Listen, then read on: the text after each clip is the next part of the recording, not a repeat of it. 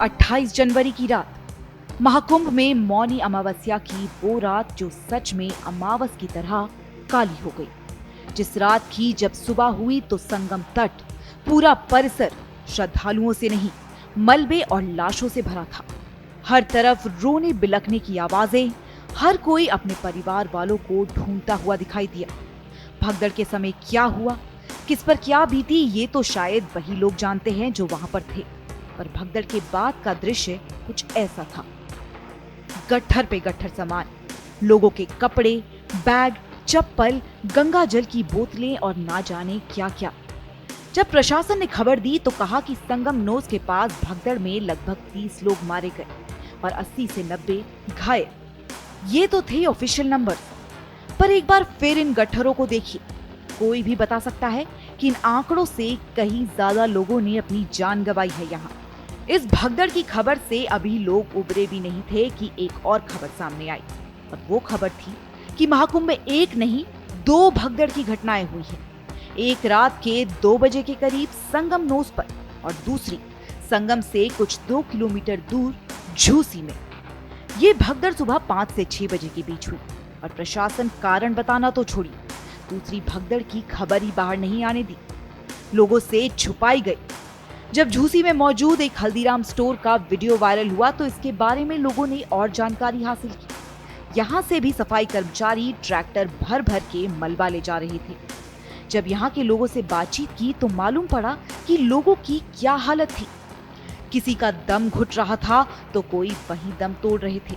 प्रशासन की तरफ से उस समय कोई मदद नहीं मिल रही थी, लोग ही एक दूसरे की मदद की कोशिश करते रहे। पीने को पानी नहीं था तो गंगा जल छिड़क छिड़क कर लोगों की जान बचाने की कोशिश कर रहे थे। इतना कुछ हो रहा था पर एक भी पुलिसकर्मी वहां मौजूद नहीं था। अब ये तस्वीर देखिए, ये तस्वीर है प्रयागराज के मोतीलाल नेहरू मेडिकल कॉलेज के मॉर्चुअरी की, जहां लोग दीवार पर लगी तस्वीरों को देख रहे हैं, फोटोज ले रहे हैं ताकि आगे भेज सके उन लोगों को जिन्होंने अपने करीबियों को खो दिया, जिनकी बॉडी अभी तक नहीं मिली। ये उन लोगों की तस्वीरें हैं जिनकी अब तक पहचान ही नहीं हो पाई है, और यही हाल पूरे प्रयागराज के अस्पतालों का था। सोशल मीडिया के भी जरिए लोग अपनों को ढूंढने की गुहार लगा रहे थे, पर प्रशासन वहां लोगों को कह रहा है कि मीडिया को कुछ नहीं बताना।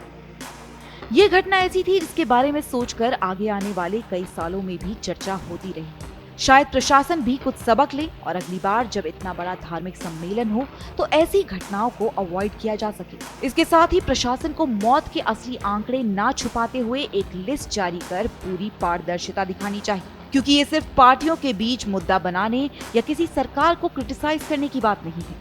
अभी भी कई लोग ऐसे हैं जिन्हें अपने परिवारजनों या करीबियों की कोई खबर नहीं मिली है। उनके लिए ये बहुत जरूरी है।